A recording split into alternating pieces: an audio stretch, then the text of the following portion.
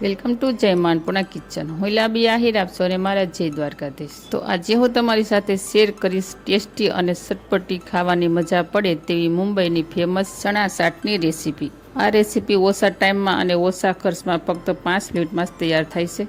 તમને જો મારી રેસીપીના વિડીયો ગમતા હોય અને હજી સુધી તમે સબસ્ક્રાઈબ ન કર્યું તો પ્લીઝ જય માનપુણા કિચનને સબસ્ક્રાઈબ કરી દેજો અને વિડીયોને એક લાઈક જરૂર કરજો અને વધુમાં વધુ શેર કરજો. તો ચણા ચાટની રેસીપી બનાવવા માટે મેં અહીંયા 1 કપ દેશી ચણા લઈ લીધા હતા. જો આપણે લીસા આવે છે તે ચણા અને મેં 3 થી 4 કલાક સુધી પલાળી રાખ્યા હતા. હવે આપણે તેને ગરમ પાણીમાં બોઇલ કરી લઈશું. તો તેના માટે મેં ગેસ ઓન કરી અને કુકરમાં 1 ગ્લાસ જેટલું પાણી એડ કર્યું છે અને 1 ચમચી મીઠું એડ કર્યું છે. ને પાણી ગરમ થઈ જાય ત્યારબાદ આપણે તેમાં ચણા એડ કરી દઈશું. ચણાને આપણે 3 થી 4 વિસલ થાય ત્યાં સુધી તેને આપણે બોઇલ કરી લઈશું. ચણા બોઇલ થાય ત્યાં સુધીમાં આપણે ચટપટી ચટણી તૈયાર કરી લઈશું. તેના માટે અહીંયા મેં 1 ચમચી મીડિયમ તીખું મરચું લઈ લીધું છે અને 1 ચમચી ધાણા જીરું પાવડર લઈ લીધો છે અને અડધી ચમચી લઈ લીધું છે શેકેલો જીરું પાવડર, અડધી ચમચી સંચળ, અડધી ચમચી મીઠું અને અડધી ચમચી લઈ લીધો છે આપણે આમચૂર પાવડર.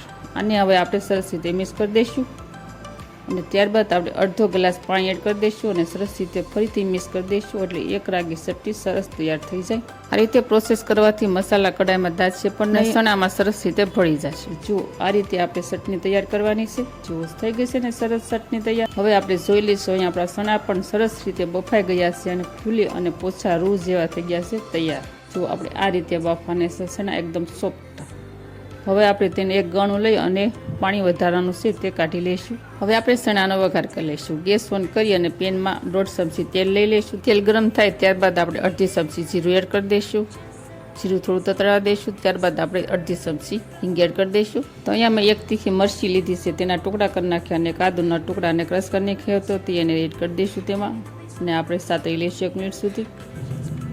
તો અહીંયા આપણે ચટપટી ચટણી તૈયાર કરી હતી તે એમાં એડ કરી દઈશું અને ત્યારબાદ આપણે તેલ સાથે મિક્સ કરી દઈશું અને તેમાં 1 ચમચી જેટલું પાણી એડ કરી દઈશું અને આપણે તેલ છૂટું પડે ત્યાં સુધી તેને કન્ટિન્યુ 2 મિનિટ સુધી ચલાવતા રહીશું.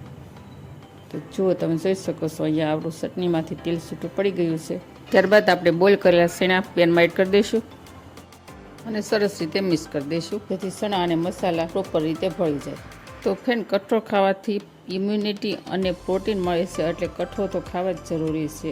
અને ચોમાસામાં તો ખાસ કેમ કે લીલા શાકભાજીમાં થોડીક જંતુનું પ્રમાણ રહેલું હોય છે એટલે આપણે ચોમાસામાં 2 થી 3 વાર અઠવાડિયામાં કઠોળ ખાવું જ જોઈએ. અહીંયા આપણે પરફેક્ટલી મસાલાવાળા ચણા તૈયાર થઈ જશે. હવે આપણે ગેસની ફ્લેમ બંધ કરી દઈશું અને પેન આપણે ગેસ પરથી નીચે ઉતારી લઈશું. ત્યારબાદ આપણે મસાલાવાળા ચણાને એક પ્લેટ પર ટ્રાન્સફર કરી લઈશું જેથી વેજીટેબલ ચણા સાથે સરખી રીતે મિક્સ થઈ જાય અને આપણને ભેવે ફાવે મસાલા.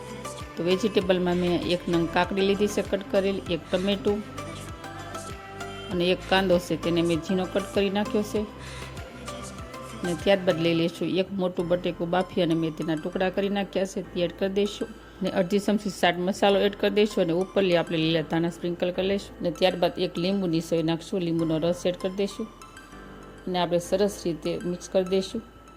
તો ફ્રેન્ડ, તમે આ ચણા ચાટની રેસીપી એકવાર આ રીતે ચોક્કસથી ટ્રાય કરજો અને કમેન્ટ કરી મને જરૂર જણાવજો કેવી બની છે તે. તો જુઓ, તમે જોઈ શકો છો અહીંયા પરફેક્ટલી ચટપટી અને ચટાકેદાર મુંબઈની ફેમસ અને લારી પર મળે તેવી ચણા ચાટ બનીને થઈ ગઈ છે તૈયાર. તો આ રેસીપી તમે સવારના નાસ્તામાં અથવા તો સાંજના સમયે ભૂખ લાગે ત્યારે એકદમ ઝટપટથી ઇઝીલી બનાવીને તૈયાર કરી શકે છે અને તમે જો વેટ લોસ કરતા હોય તો તમારા શરીર માટે ખૂબ લાભદાયક છે કેમ કે આમાં કઠોળ અને વેજીટેબલ બંને આવે છે એટલે આમાંથી આપણને વિટામિન પણ મળે છે.